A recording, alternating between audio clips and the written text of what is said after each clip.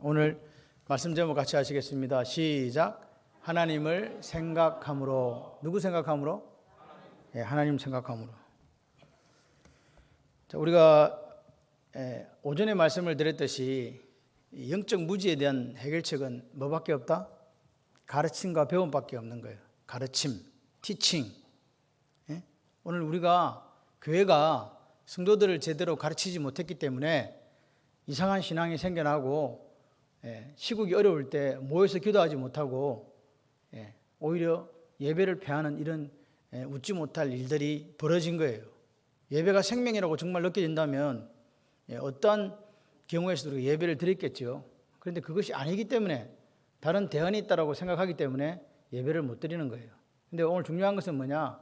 하나님의 생각과 우리의 생각을 일치시키는 작업이 그게 신앙생활입니다. 우리는 하나님과 생각이 너무 많이 달라요.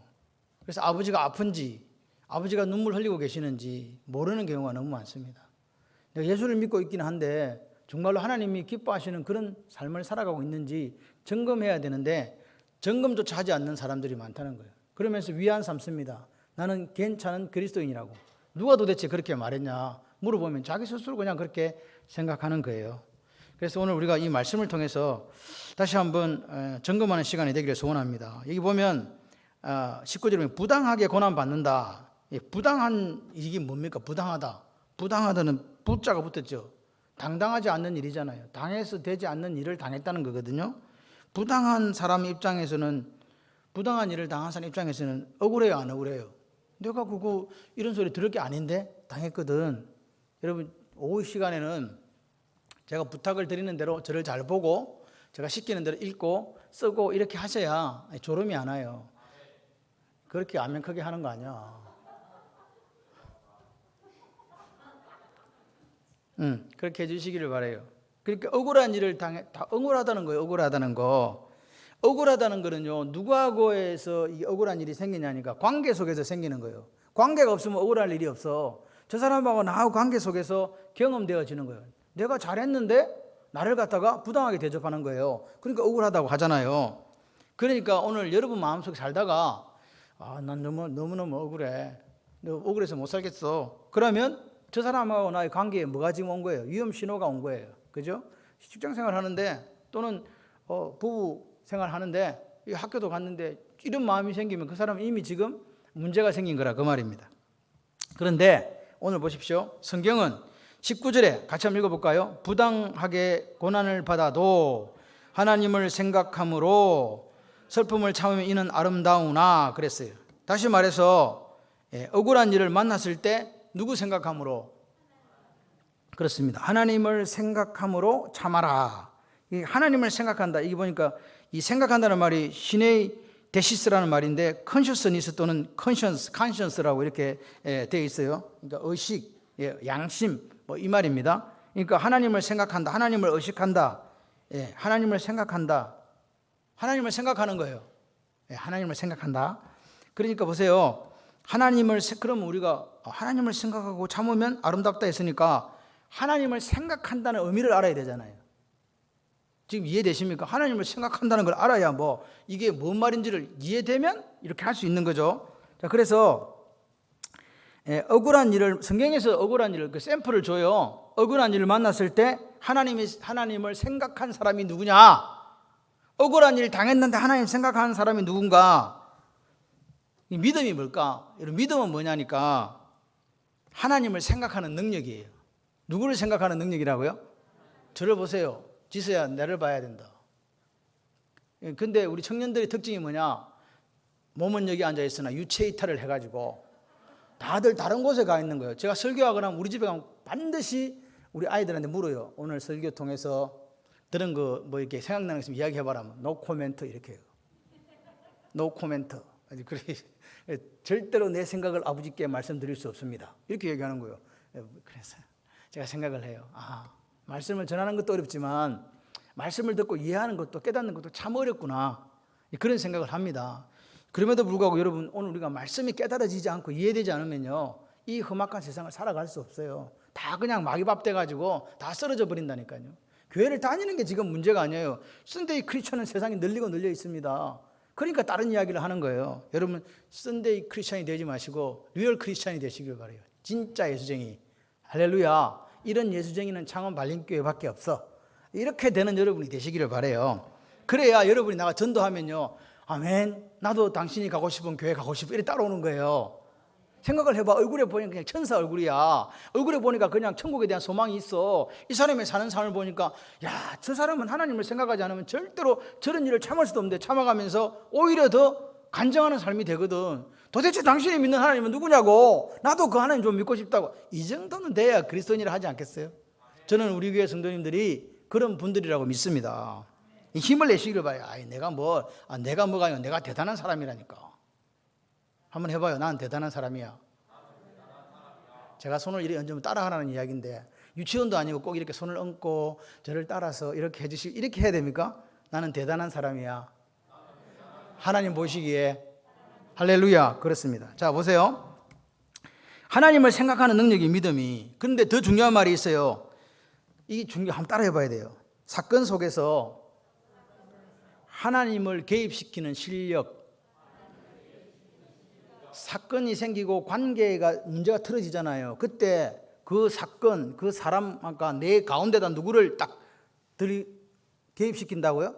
하나님. 그러니까 나와 사건 사이에 누가 딱 있는 거예요? 하나님이 계신 거예요. 나와 또는 관계 속에서 하나님이 계신 거라고요. 이게 하나님을 생각하는 거예요. 지금 이걸 설명해 드리려고 그래요. 보세요. 그러니까 하나님을 생각하는 능력이, 뭔 일이 생기면 하나님을 생각해.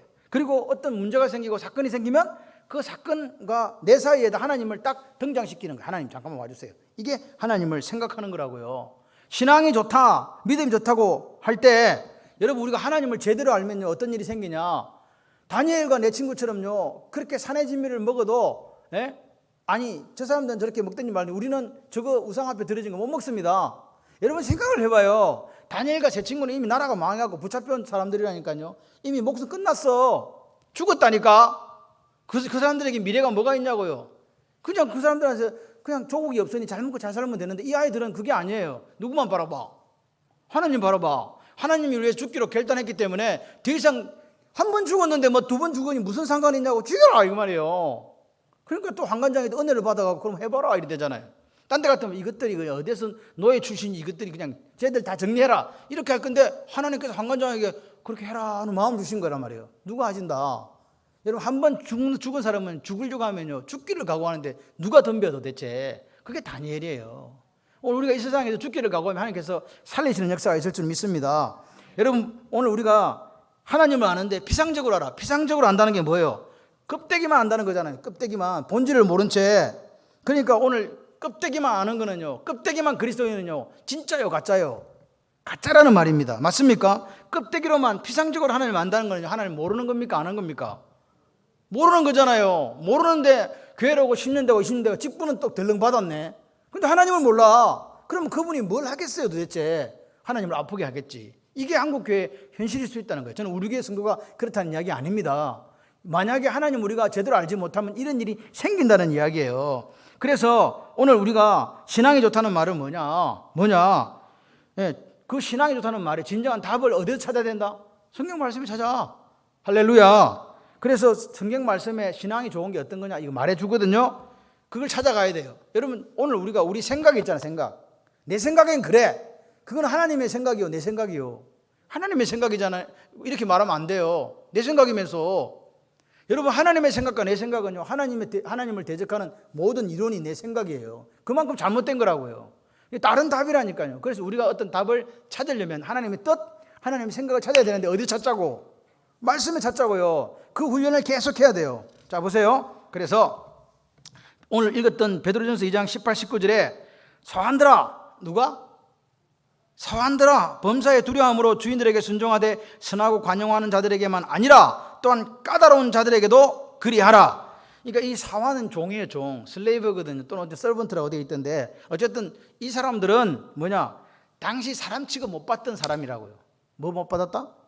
사람 취급 못 받았다니까요. 그러니까 이 사람들은 주인으로부터 부당한 대우와 억울한 일을 당하면서 사는 그 당시에 대표적인 케이스가 바로 종이라고 생각하시면 돼요. 특정한 게 아니라고요. 전체 종이란 개념 자체가 주인으로부터 부당한 일을 당하고 억울한 일을 당하는 대표적인 케이스다, 그 말입니다. 그런데 베드로가 이야기합니다. 베드로 사도가 그 종들에게 이야기하는 거야. 종들아, 주인에게 뭐 해라? 순종해라. 순종해라 이야기하는 거예요. 순종해라. 예? 뭘 갖고, 여기 보시면 뭘 갖고 순종하냐 하니까 두려워함으로 이렇게 되는데, 두려워함으로 이 말을 영어 성경에는 몇 개가 있어요. all fear라는 게 되어 있고 또 어떤 거는 리스펙이에요. 그러니까 저는 오히려 리스펙이 더 나아요. 나는 부당한 일을 당하는데 주인을 어떻게 한다고? 존경한다고. 존경하면서 순종이 돼야 안 돼요. 나 부당한 일 당하는데 내가 왜 존경하냐고. 이 말이 되냐고요. 그런데 순종하래요. 존경하면서 순종하래요. 근데 옆에 뒤에 있잖아요. 선한 주인에게 뿐만 아니고 까다로운 사람들, 이 까다롭다는 말이 우리나라 말로는 번역이 제가 볼 때는 뭘 해야 되는지 모르겠어요. 이거는 영어로 이게 보니까 HARS, harsh거든요. 막 거칠게 하고 무례하게 하고 막 마음대로 막 이렇게 종을 갖다 이렇게 취급하는 사람 있잖아요. 그런 사람들에게도 존경심을 갖고 순종하고, 그다음 여기 보니까 잘해, 선하고 관용. 선하다는 말은 좋은 주인이에요. 좋은 주인이 막 잘해주고 막 이런 사람한테도 뭐하고? 존경심을 갖고 순종하고. 말 돼요, 안 돼, 이게? 우리 마음에는 나한테 잘해주는 사람, 인간 취급해주면서 일 부리는 사람한테 마음속에 존경합니다, 이렇게 얘기하지. 이 까다롭다, harsh한 사람, 이런 사람한테 내가 존경할 일이 없어요. 들어봐도 내가 그냥 해준다. 왜? 내가 종이니까 참지 뭐. 내가 네 같은 걸 사람 취급하는 줄 아나? 니는 주인이고 나는 종이지만 내가 생각할 때 너는 사람 아니라고 생각해. 이렇게 하는 거예요. 그런데 하나님께서 뭐라고 하냐? 같이 해보실래요? 선한 주인과 까다로운 주인 차별하지 마라. 이게 하나님이 이렇게 말씀하지. 분명히 우리가 선한 주인한테 나도 잘해줄 수 있어. 근데 까다로운, 이상하게 나를 거칠게 대하고 무례하게 대하고 나를 갖다가 힘들게 하는 이 사람한테도 차별하지 마라. 그러면서 그 다음에 답이 나와요. 부당하게 19절에 고난받아도 누구 생각함으로? 하나님 생각함으로, 하나님 생각함으로 슬픔을 참으면 이는 아름답다, 이렇게 얘기하는 거죠. 그러니까 어떻게 도대체 당신한테 그렇게 힘들게 하고 어렵게 하는 그 못난, 그 나쁜 주인에게나 또는 착한 주인, 선하고 뭐 보니까 굿하고 젠틀이 되어 있더라고요. 그런 사람한테 내가 이렇게 똑같이 할 수 있느냐? 누구 생각함으로? 이 답이에요. 하나님을 생각함으로 선한 주인이나 까다롭고 당신에게 거칠게 대하고 무례하게 대하고 인간 취급하는 그 사람에게도 차별하지 말고 순종하세요. 누구 생각하면서? 하나님 생각하면서. 자, 하나님 생각한다. 그래서 지금 보세요. 이 말이 지금 말이 되는 소리냐고요. 이 종들은 가해자예요, 피해자예요? 가해자요, 피해자요? 피해자지. 억울한 피해자란 말입니다. 그러면 베드로가 이렇게 하게 돼. 주인들아, 똑바로 해라. 종이라고 그리스도 안에서 사랑해야 되지. 종을 하고 함부로 가혹하게 대하거나 그렇게 하면 안 된다, 이렇게 이야기해야 되는데 그 주인에게 대해서 이야기를 하지 않고 종에 대해서 이야기를 하는 거예요. 자기는 피해자인데, 그죠? 피해자란 말입니다. 그러니까 보세요. 피해자한테 슬픔 참으라면 피해자가 참아요, 안 참아요? 이 상식적으로 생각해봐. 피해받은 사람이 참아, 안 참아? 안 참지. 여러분, 우리가 가만히 생각해, 이런 일을 당하면 너무 억울하다. 내 잠이 안 온다. 내가 도대체 뭘 잘못했노? 내가 이렇게 잘했는데. 그러면서 뭐예요? 우리가 화나고 내가 내 일을 정당화시키고 싸우게 되잖아요. 이런 일은 당할 수가 없어. 어떻게 내가 이런 일을 당해? 그렇기 때문에 상대방을 이제 뭐예요? 공격하게 돼요.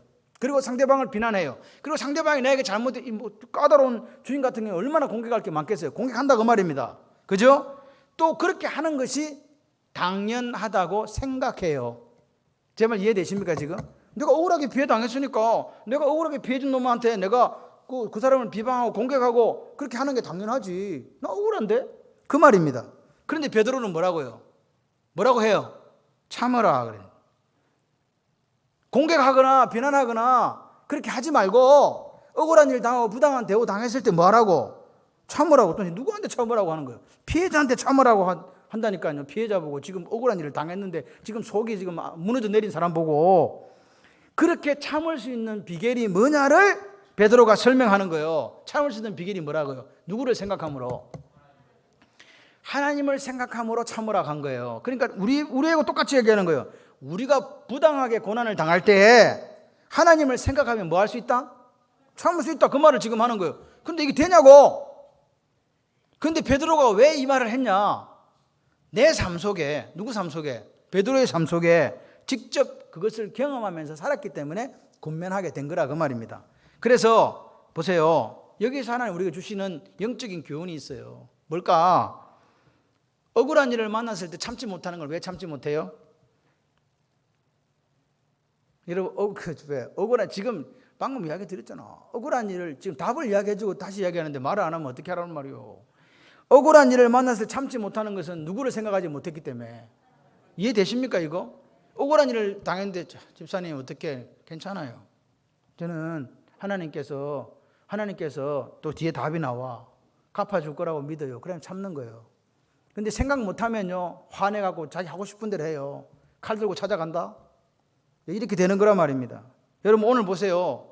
성경을 읽으면서 그 본문에 대한 이해가 되지 않으면요 우리는 성경을 모르는 거예요. 가짜란 말입니다. 억울하다고 생각하면서 화를 내고 분노하잖아요. 그때 우리는 이렇게 생각해요. 이건 정당한 거다고. 그런데 이걸 몰라. 자신에게 누구를 생각하는 능력이 없어가지고 하나님을 생각하는 능력이 없어가지고 내가 지금 화를 내고 있다고 생각을 못하고 나는 그냥 이렇게 화를 내고 분노하고 저 사람을 비난하고 공격하는 게 당연하다고 그렇게 뭐한다? 생각한단 말입니다. 생각한단 말입니다. 믿음이 좋다는 게 뭐라고요? 하나님을 생각하는 뭐가 있다? 능력이 있다. 아멘이십니까?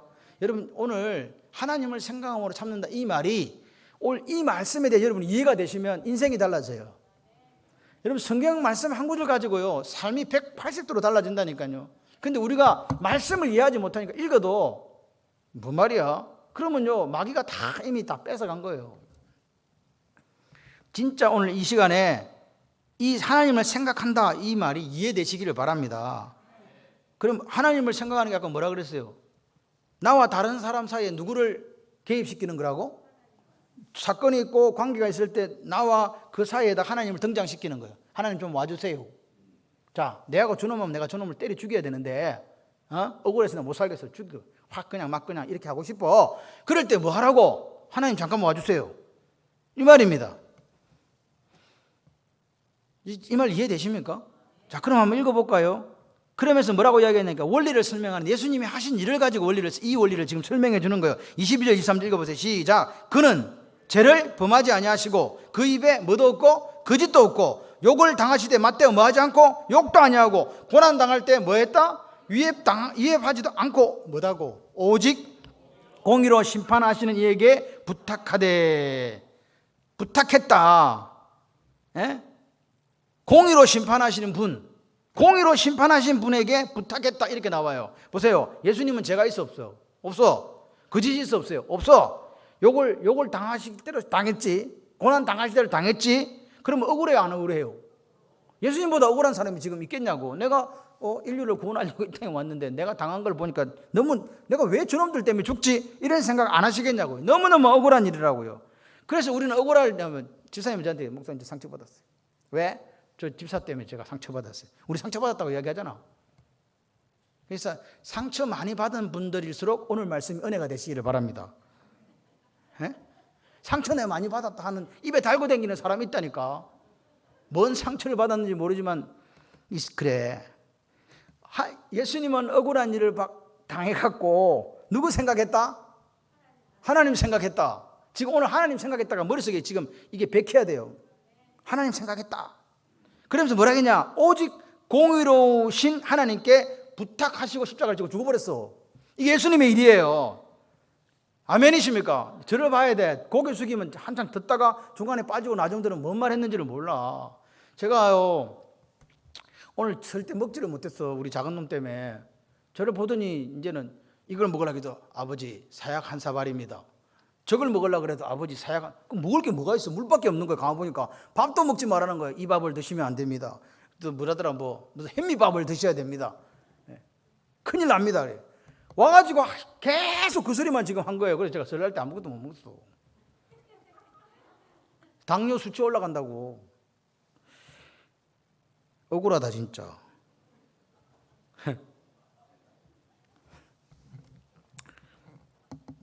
공의로우신 하나님께 부탁하시며 십자가를 지셨어요. 그러니까 보세요. 우리가 하나님을 생각하고 참으려면 하나님의 특성을 알아야 돼. 하나님이 누군지를 알아야 하나님께서 뭘 할 걸 알아야 내가 참지. 이해되십니까?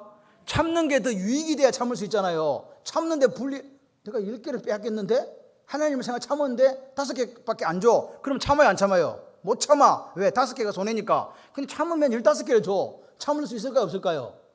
있지. 그러니까 억울한 일을 하나님 당했을 때, 예수님 당했을 때 누구 생각했다? 하나님. 그러니까 보세요. 하나님이 어떤 분인가를 아는 게 중요해요. 여기 딱 나와요. 오직 공의로 심판하시는 이. 누구? 공의로 심판하시는 이. 다시 말해서 이걸 좀 더 쉽게 풀이하면 같이 해보실래요? 하나님은 공평하시고 갚아주시는 분이십니다.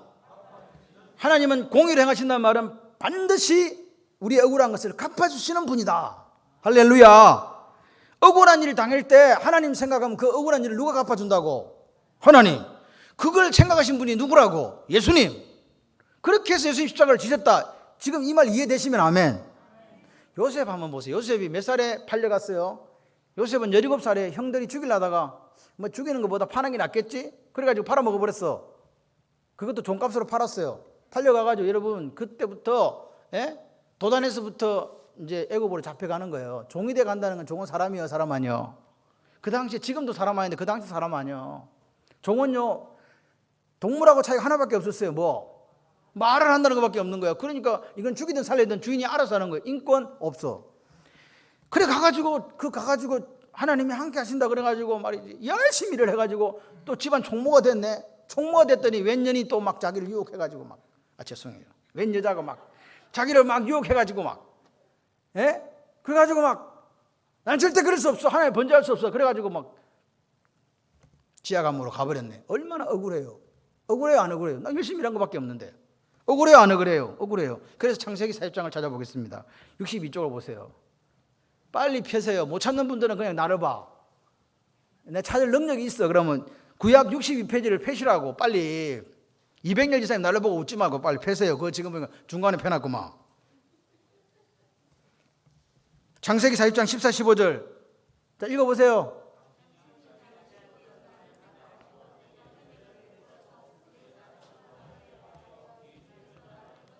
나는 히브리 땅에서 끌려온 자여 여기서도 오고에 갇힐 일을 행하지 아니하였나이다. 자 보세요. 지금 술 맡던 가는 장에게 이야기합니다. 잘 되거든 누구 생각해 주라고? 나 생각해 주고 은혜 좀 베풀어 주세요. 그러면 한다는 소리가 나 감옥에 갇힐 일 안 했거든요. 내가 뭘 잘못했냐고. 내가 주인집에서도 여기서도 오게 갇힐 일을 한 적이 없습니다. 내 생각에서 좀 꺼내주세요. 지금 뭐 하다는 거예요 지금? 고맙다는 거예요? 억울하다는 거예요 지금? 억울해 죽겠다는 거예요 지금. 지금 요셉은 이 말 속에는 뭐가 있냐니까 하나님도 없고 아무도 없고 오로지 내 처지가 너무너무 지금 한탄스러운 거야. 내가 열심히 살았는데 내가 종으로 끌려올 일도 안 했고 내가 종으로 끌려 이 집에 와서 내가 이 집에 부흥을 위해서 내 몸 하나 부서져 가면 일했는데 온 데가 어디라고? 지하 감옥이라고. 그래 나를 생각해가지고 좀 꺼내달라고. 우리 형들 나쁜 놈들이라고. 보디발도 나쁜 사람. 사장님 나빠요. 그래가지고 그 이야기 지금 하는 거예요. 실제적으로 요셉은 억울한 일을 당했다니까요. 그렇게 당할 수가 없어요. 뭘 잘못했냐고 도대체. 그런데 이 사람이 30살에 국무총리가 됐네. 그리고 흉년이 와가지고 몇 살 때? 5년 흉년. 그 다음에 뒤에 해가지고 39살 때 가족들이 이민을 오게 돼요. 저거 식구들 형들이 다 와. 요셉이 살았다는 소식을 듣고 야곱까지 오잖아요. 뭐 아는 이야기 같으면 고개를 끄덕이 눈을 깜빡이니 해봐봐. 눈을 안 깜빡이는 사람 자는 사람인데. 자, 그래서 45장 펴보 45장 5절 8절 72쪽 창세기. 제가 이렇게 찾으라고 하는 이유는 여러분들이 좋을까봐. 자, 시작. 당신들이 나를 이곳에 팔았다고 해서 근심하지 마소서, 한탄하지 마소서. 하나님이 생명을 구원하시려고 나를 당신들보다 먼저 보내셨나이다. 이 땅에 2년 동안 흉년이 들었으나 아직 5년은 밭갈이도 못하고 추수도 못할지라. 하나님이 큰 구원으로 당신들의 생명을 보존하고 당신들의 후손을 세상에 두시려고 나를 당신들보다 먼저 보냈나니 그런즉 이리로 보낸 이는 당신들이 아니요 누구? 하나님이시라. 하나님이 나를 바로에게 아버지로 삼으시고 그 온 집의 주로 삼으시며 애굽 온 땅의 통치자로 삼으셨나이다. 여기 하나님 몇 번 나와요? 보세요. 지금요 형들을 만났어요. 잘 됐다. 내를 팔아먹었지. 너희들 다 죽었어. 이렇게 하는 게 정상이 아니요. 내가 뭐 잘못했어? 왜 팔았냐고? 이리 와봐. 큰형, 작은형 다 와봐. 다리 맞아야 돼. 이렇게 할 거 아니에요. 그런데 요셉이 뭐라고 이야기합니까? 부들부들 떨고 있는 형들 앞에 이렇게 이야기하는 거예요. 하나님이 생명 구원하시려고 나를 먼저 보냈다. 두 번째 뭐냐? 하나님이 큰 구원으로 우리 생명 보존하고 세상에 두려고 나를 먼저 보냈다. 나를 이리로 보낸 것은 48절에 보세요. 당신들이 나를 팔아먹어서 보낸 게 아니고 하나님입니다. 이렇게 이야기하는 거예요. 지금 뭐가 바뀌었어요? 지금 뭐가 바뀌었어요? 물어보니까 너무 어려운 거 물어보나. 말이 바뀌었지 뭐가 바뀌었어.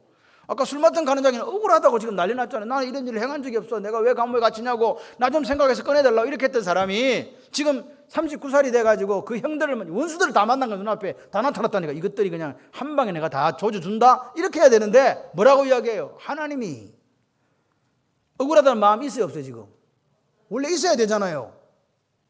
갚아주리라. 17살부터 지금 그렇게 살았으니까 얼마나 마음속에 한이 쌓였겠냐고. 여자가 한을 품으면 5월달에 뭐 내린다? 예, 설이 내린다. 그런 우리나라 말이 있듯이 지금 요셉의 마음속에 지금 억울하다는 마음이 완전히 지금 딱 잡혀가고 걸리기만 걸려라 이래야 되는데 없어졌어. 억울한 마음이 사라졌네. 그러면 누구 이야기한다고 지금? 하나님이 입만 벌리면 뭐가 나와? 옆구리 쿡 찌르니까 하나님, 옆구리 쿡 찌르니까 하나님. 계속 하나님만 나오는 거예요. 뭐가 달라졌어요 지금? 말이 달라졌잖아요. 술 맡은 가는 장한테는 억울한 마음이 있었어요. 그죠? 그러니까 억울한 마음을 품고 하나님에 대한 말이 한마디도 없잖아요. 나는 억울하다. 나는 억울하다. 나는 이런 일을 당한 적이 없다. 나는 잡혀올 일도 없다. 이렇게 얘기하잖아요. 그런데 39살이 돼가지고 그 형들을 만났을 때 요셉이 뭐라고 이야기하냐? 억울하다는 생각을 한마디도 안 하고 형들이 그때 왜 나를 팔았어요? 왜 나를 팔았냐고 이런 이야기 안 해요. 하나님을 요셉이 왜 이렇게 달라졌나? 달라졌어요. 요셉이 왜 달라졌냐? 시편 105편을 펴보도록 하겠습니다. 구약성경 880쪽입니다. 부뜩부뜩 페이소 880쪽. 자, 시작. 16절부터 19절까지 시작. 그가 또 그 땅에 기근을 들게 하사 그들이 의지하고 있는 양식을 다 끊어졌도다. 그가 한 사람을, 그가는 하나님입니다. 하나님이 한 사람 앞서 보내셨으며 요셉이 종으로 팔렸도다. 요셉의 발은 착고를 차고 그의 몸은 쇠사슬에 매였으니 곧 여호와의 말씀이 응할 때까지라. 그의 말씀이, 하나님의 말씀이 그를 단련하였도다. 하나님의 말씀이 뭐였다? 왜 지금 요셉이 바뀌었냐? 왜 이 사람이 이렇게 바뀌었지? 왜 억울하다는 마음이 없어지고 하나님이 나왔을까? 뭐 받았다고요? 말씀에 단련을 받았다고요. 말씀이 그를 단련했다. 말씀이 여기 보니까 뭐 테스트했다 그래 돼 있다고. 테스트했다. 이 단련은요 히브리어로 차라프입니다. 차라프. 단련. 저를 보세요. 이제 봤으면 밑을 봤으면 이렇게 봐야 되는데 이렇게 계속 자고 있는 거예요 지금. 이 단골 고객한테 지금 제가 땀을 뻘뻘, 여러분은 지금 추운지 더운지 잘 모르는데 지금 땀을 뻘뻘 흘리면서 지금 설교하고 있는 거예요. 이게 차라프인데 이건 뭐냐? 금을 단련할 때 하는 거예요. 재련하는 거. 차라프 정확한 표현입니다. 그래서 말씀을 가지고 어떻게 했다고요? 말씀을 가지고 그 속에 있는 뭐가 사라질 때까지, 지금 어떤 감정이 사라질 때까지, 억울한 감정이 사라지고 하나님의 뜻과 하나님의 계획을 알 수 있을 때까지 단련했다는 거예요. 그게 17살 때부터 39살까지 이야기입니다. 이해되십니까? 보세요. 말씀의 연단을 통해서 뭘 통해서? 말씀의 연단을 통해서 하나님의 능력을 누가? 요셉이 소유하게 된 거예요. 그죠? 그렇습니다. 그렇기 때문에 지하 감옥 들어갈 때는 하나님 언급 한마디도 없다가 지금 이제는요 뭐 한다고요? 어느 날 하나님을 자기 입으로 말하기 시작하는 거예요. 형들 앞에서. 그리고 요셉이 달라질 수 있는 근거가 되는 말이 또 있어요. 요셉은요 딱 그 아이들의 이름을 지을 때부터 이미 생각이 바뀌었다는 걸 볼 수 있어요. 창세기 41장 51절에서 보세요. 창세기 41장은 65쪽에 있어요. 51, 52절. 이 요셉이 아들을 낳았어요. 아들 이름이 뭔지 아세요? 므낫세와 에브라임이잖아요. 므낫세가 장남, 에브라임이 차남입니다. 자, 51절 한번 읽어볼까요? 요셉이 그의 장남 이름을 므낫세라 하였으니 하나님이 내게 내 모든 고난과 내 아버지의 온 집을 잊어버리게 하셨다 함이요. 차남의 이름을 에브라임이라 했으니 하나님이 나를 내가 수고한 땅에서 번성하게 하셨다 함이었더라. 자, 보세요. 므낫세 이름 뜻이 뭐예요? 그거 나와 있잖아. 성경은 희한하게 이름을 다 설명을 해줘. 뭐? 잊어버리게 하셨다. 자기가 당한 고난 다 잊어버리게 하시고 애굽의 총리가 돼가지고 자기를 하나님께서 높여주셔가지고 지가 당한 고난, 지가 당한 억울한 일, 슬픈 것들 다 잊어버리게 하셨어. 에브라임 이름의 뜻이 뭐요? 예, 번성하게 하셨다는데 좀 더 설명을 드리면 에브라임은 두 배의 땅이란 뜻이에요. 두 배의 땅. 그래서 이게 늘어났다는 뜻이잖아요. 그러니까 보세요. 벌써 자기 아들을 이름을 딱 지을 때 요셉의 마음속에 뭐가 없어져 버렸다고? 억울함이 없어진 거예요. 그러니까 두 아들을 통해서 자기가 애굽의 총리가 되고 두 아들을 놓고 가정을 이루면서 하나님이 뭘 경험했다고요? 아, 하나님은 공의로우신 하나님이구나. 아, 하나님은 공평하시구나. 하나님이 내 이 억울함을 풀어주셨구나. 그거를 직접 경험했다 이 말입니다.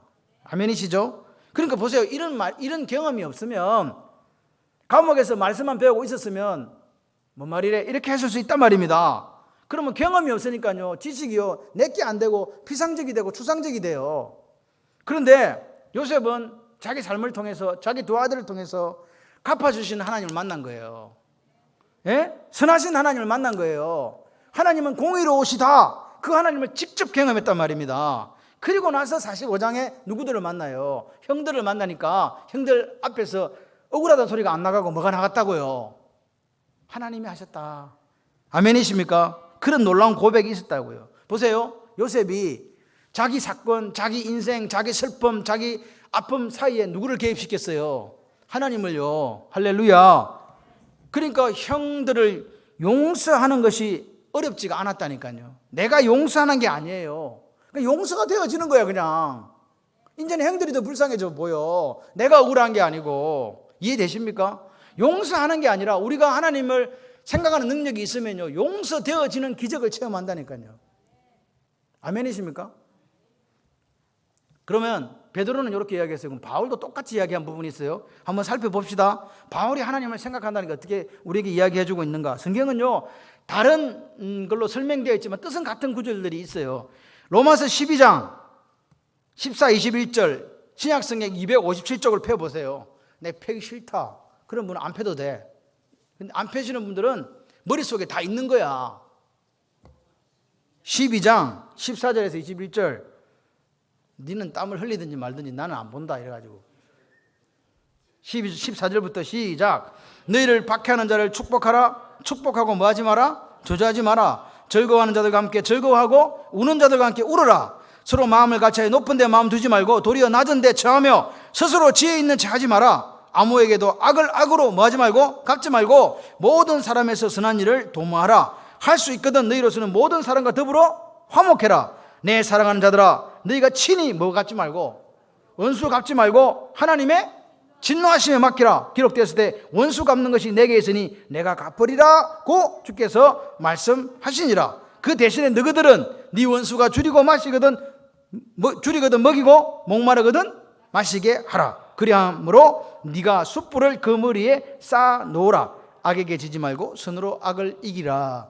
자, 오늘 베드로가 이야기한 거 디모데 여기 보니까 전서에 나왔던 우리가 맨 처음에 나왔던 이 말씀과 여기 지금 베드로 전서에 나왔던 이 말씀과 여기 지금 로마 12장과 똑같아요. 박해하는 자를 뭐 하지 말고 나 니를 핍박하고 박해하는 자 막 저주 퍼부어야 되잖아. 근데 저주하지 말고 뭐 하라고? 축복합니다. 말이 나와요 안 나와요? 말이 나오냐고 안 나오냐 솔직히 이야기해 보시라고. 저 뒤져야 되는데 언제 죽나? 이렇게 생각한단 말이에요. 그런데 축복하라. 그리고 이야기하잖아요. 아무에게도 악을 악으로 갚아라. 악으로 갚지 마라. 갚지 마라. 그리고 모든 사람 앞에서 선한 일을 뭐 해라? 도모해라. 이 말 됩니까 이게? 갚아줘야 되는데 안 갚아주면 잠이 안 온다니까. 원수가 줄이거든 어떻게 해야 돼요? 잘됐다 해야 돼요. 먹이라 그랬어요. 먹이라 그랬죠. 목마르거든 어떻게 하라고요? 마시게 하라고. 이게 무슨 짓이냐고. 이게 되는 이야기냐고. 억울한 일을 당한 성도들에게 바울 사도가 하는 권면이에요. 억울한 일을 당했는데 지금 이렇게 하라는 거예요. 너를 박해하는 자 저주하지 마라. 축복해라. 악을 악으로 갚지 마라. 원수가 배고프다 할 때는 가서 이단 엽차게 해라. 먹을 거 주라. 지금 목이 말라고 쓰러진 물 먹이라. 물 주지 마라. 먹이라는 거예요. 이거 가능해요? 불가능해요? 우리 능력으로 가능하냐고요? 이거 절대 불가능해요. 안 돼. 불가능하다니까. 그럼에도 불구하고 왜 바울이 그러면 그렇게 하라고 우리에게 이야기했냐 이 말이요. 그렇게 해야 되는 이유를 부연 설명하고 있습니다. 그 이유가 뭐냐? 내 사랑하는 이 19절이에요. 19절. 내 사랑하는 자들아 너희가 친히 뭐 갚지 말고 하나님의 진노하심에 맡기라. 기록되었으되 원수 갚는 것이 하나님 이야기하시는 원수 갚는 것이 나한테 있다. 내가 갚으리라. 지금 하나님 이리 말씀해. 원수 갚는 일을 네가 갚는 게 아니고 나한테 있다는 거예요. 원수는 네가 볼 때 억울하지. 너 그거 죽이고 싶지. 저주하고 퍼붓고 막 그렇게 막 해방하고 싶지. 그거 하지 마. 그냥 내비둬. 내가 한다. 에? 내가 갚아준다는 거예요. 내가 갚아준다는 거예요. 아멘을 안 하시네. 네 억울하게 당한 거 내가 다 갚아주겠다는 거예요. 이 하나님께서 이야기했잖아요. 하나님의 진노하심에 맡겨라. 근데 우리는 못 맡겨. 내가 직접 해결하려고 한다니까요. 근데 하나님 말씀하시는 거야. 네가 억울한 걸 내가 안다는 거예요. 그러니까 그 진노, 그 분노, 그 리벤지 그거 하지 마. 내가 할게. 하나님께서 반드시 갚아주신다 이 말은 무슨 말이냐? 예수님께서 하나님의 공의에 맡겼다는 거 똑같은 의미예요. 하나님의 공의를 믿으라 그 말이에요. 하나님의 공의를 믿으라. 그러니까 바울이 이야기하는 거나 베드로가 이야기하는 거나 똑같잖아요. 본질적인 의미에서 하나님을 생각하는 일, 그 하나님이 누군가를 아는 거예요. 하나님이 누구신가를 안다고요. 그러니까 우리가 억울한 일을 당하고 우리가 박해당하고 우리가 핍박당해도 그 사람을 저주하고 원망하고 네 손으로 갚지 마라. 누가 갚아준다. 공의를 행하시는 분, 할렐루야. 공평하게 갚아주시는 분, 그분이 우리 하나님이다. 걱정하지 마라. 네가 원수에서 그렇게 할 때 그 원수의 머리에다가 숯불을 얹어. 여러분 생각해봐. 여러분 머리에 지금 숯불을 얹어놨어. 그럼 어떻게 돼? 빨리빨리 이야기해봐. 내 머리에 지금 숯불이 지금 얹어져 있어. 어떻게 돼요? 죽는 거지. 숯불을 얹어놨다는 말은 불에 탄다는 거예요. 그러니까 지금 임박했다는 거 걱정하지 마. 다 하나님 알아서 해준다니까. 걱정하지 마세요. 여러분 오늘 우리가 이것을 보면서 오늘 오후에 한번 생각해 봅시다.